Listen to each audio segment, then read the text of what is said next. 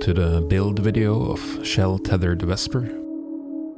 As has become tradition in this series of videos, I will go through most aspects of the construction process, except for what I feel don't add to the cinematic experience I'm trying to create, which unfortunately includes the designing and coding processes, although I will touch upon them during the course of this video as well.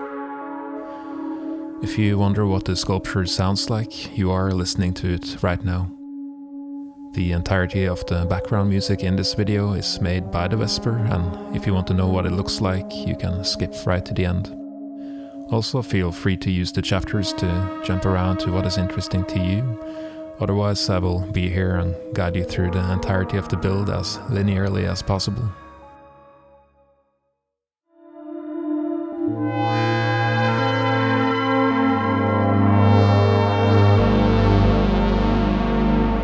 To get an overview over what this project entails, I'll talk a bit about what the sculpture is and the purpose it serves.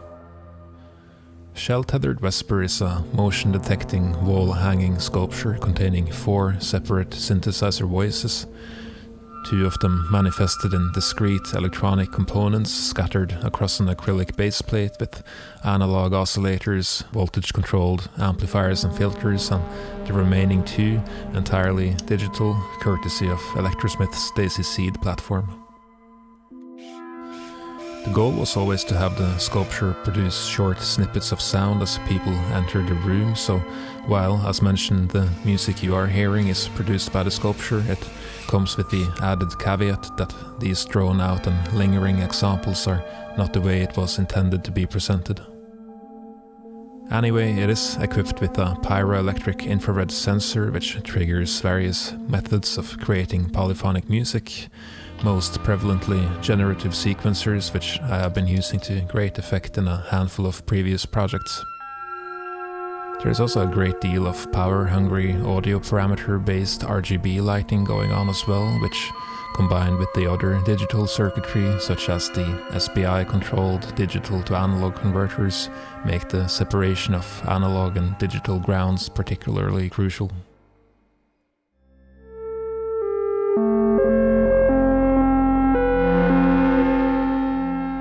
So I decided to go with an external laser cutting service on account of my own CNC router having too small of a work area to properly process the main acrylic plate used in this project.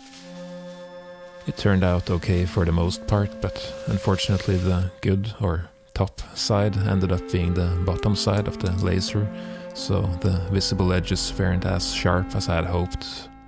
But this was easily remedied by a few passes on the table saw.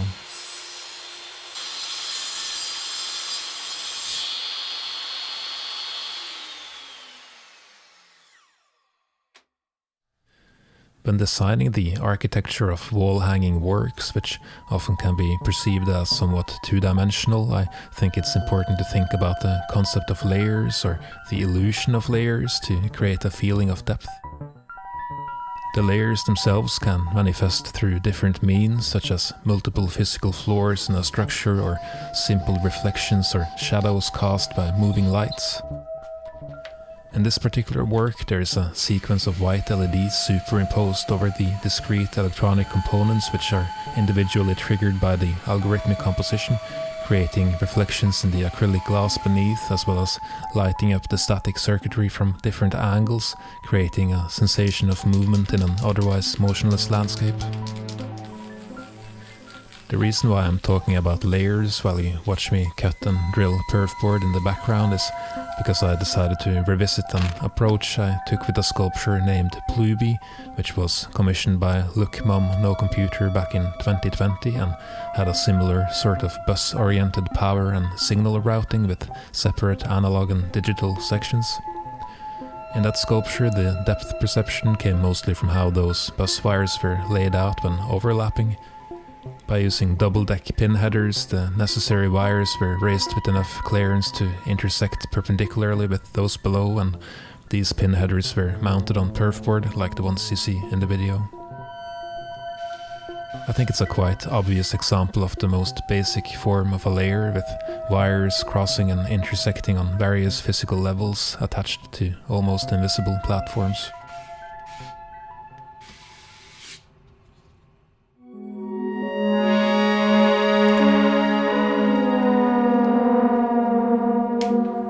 What I consider to be the most important aspect to the freeform soldering style I'm employing in these works is what I call the scaffolding.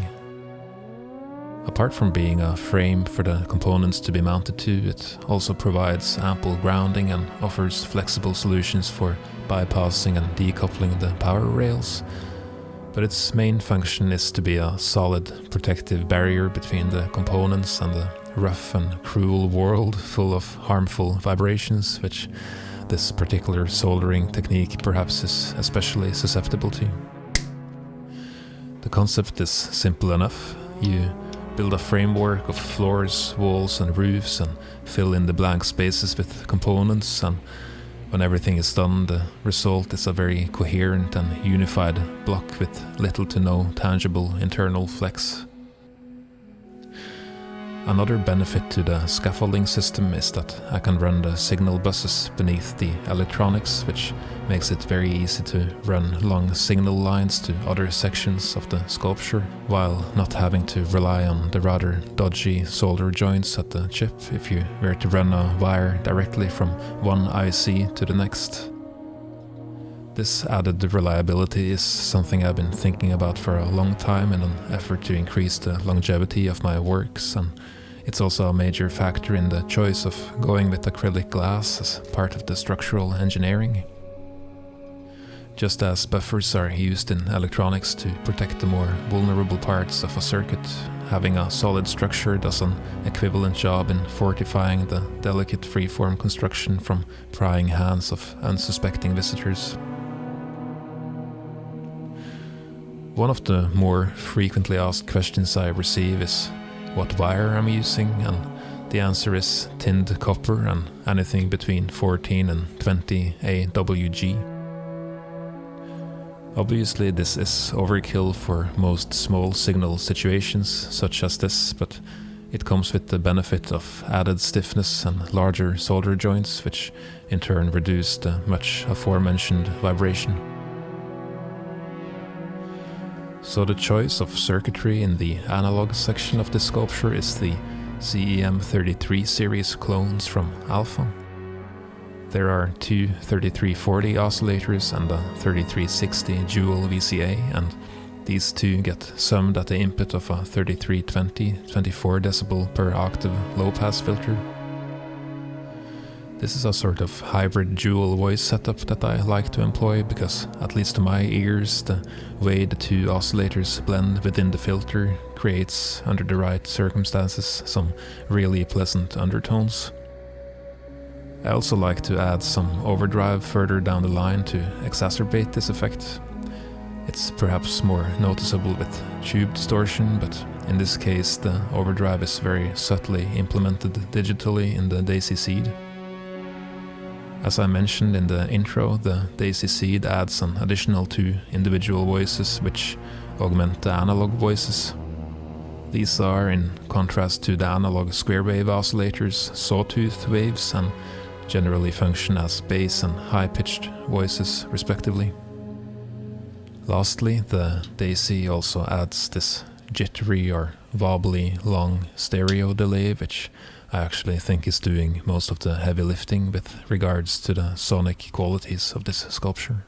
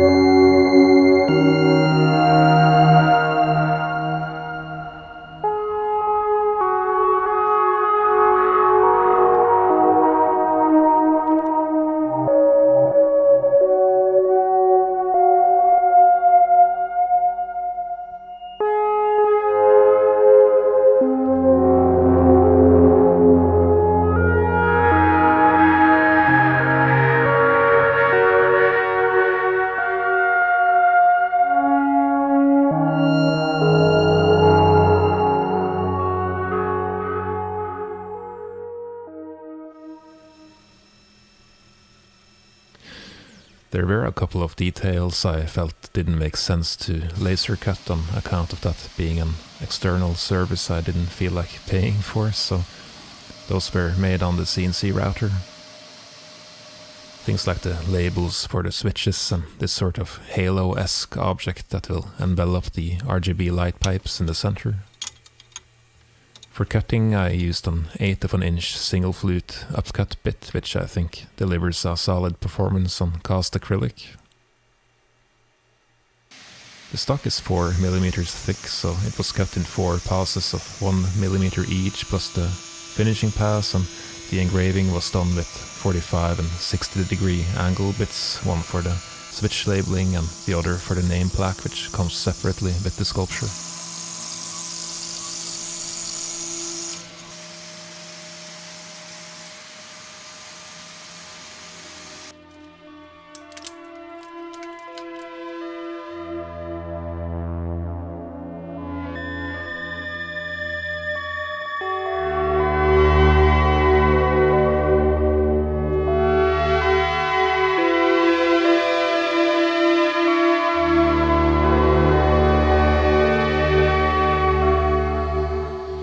When working with wall-hanging sculptures, I always find it difficult to design and place a speaker enclosure, especially when you have a lot of deep notes, such as in this case.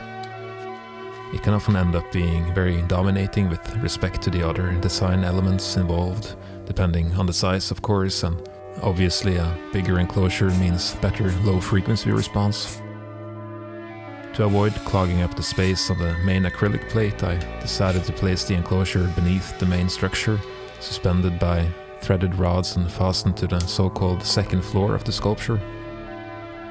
I will talk a bit more about the enclosure itself later in the video.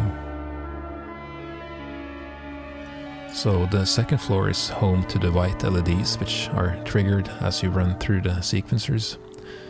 I'm actually not too happy about the implementation here. I would have preferred to have used a chip such as the TLC 5940 to drive these LEDs, but as with a lot of these tailor-made for Arduino type of boards and the general pickiness of the Daisy Seed when it comes to components that interfere with the audio callback, I wasn't able to use it. So instead I ended up with 4 CD4051 analog multiplexers with individual pulse width modulated signals for that fading LED effect, which worked by the skin of its teeth.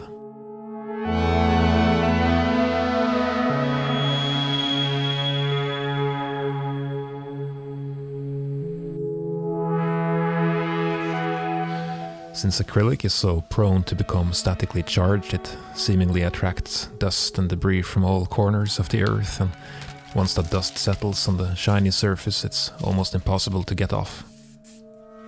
I like to spray a little bit of anti-static solution and spread it out with a cloth, but this is an alcohol-based product, so you have to be very careful and make sure that none of it gets into the holes where it can cause cracking.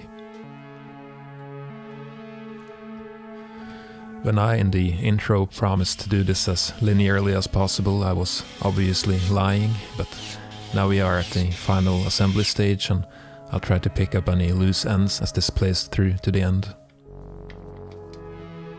This last segment is always what feels like the most time-consuming to presumably any creator, when you know that everything is working and it's literally just a matter of bolting everything together and doing the last bit of soldering before you are finished with the project. It's that last mile that definitely feels like a grind, but it's usually worth it in the end.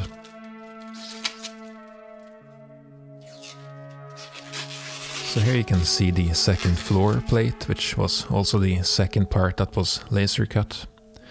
It is unfortunately extruded acrylic, and I say unfortunately because it has a much lower melting point than cast acrylic, so just like on the first floor, the edges get these small bubbles around them, and sometimes they protrude a bit from the material, which can cause spacers and other fastening elements to sit at a slightly obtuse angle.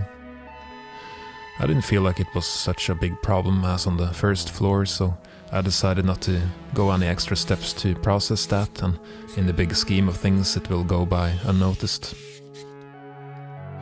I have to add that leaving this job to an external party was moderately painful, as I'm normally used to manage all these details myself, and as such any loose fit caused by a slightly off tolerance is something that will be hard to control or redo.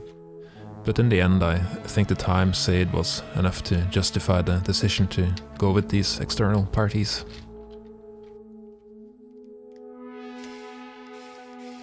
I originally had a whole chapter dedicated to the speaker enclosure. Everything I filmed was of the Mark I version, which consisted of so many separate parts that it vibrated and rattled so violently that I had to come up with a Mark II, which was designed to be as compact as possible to mitigate that issue. So, alas, there's no footage of that. The amplifier itself is a 15 watt stereo TPA3110D2, so that is 15 watts per channel, give or take. Because the enclosure is on the smaller side, I'm using two Dayton Audio ND65 speaker elements with matching passive radiators to increase the response in the lower range of the spectrum. What you don't see in the video is that I added two vibro isolators to minimize vibrations traveling along the threaded rods from the enclosure to the rest of the sculpture. To those who made it this far, thank you for watching. I'll just let this video play out now, but at the end there's first an example of how the sculpture sounds like when captured by the camera microphone, followed up by the proper showcasing video. The higher tiers on my Patreon will have access to the code, schematics and design files, so if you are interested in that, you can find a link below. Otherwise, enjoy the rest of the video.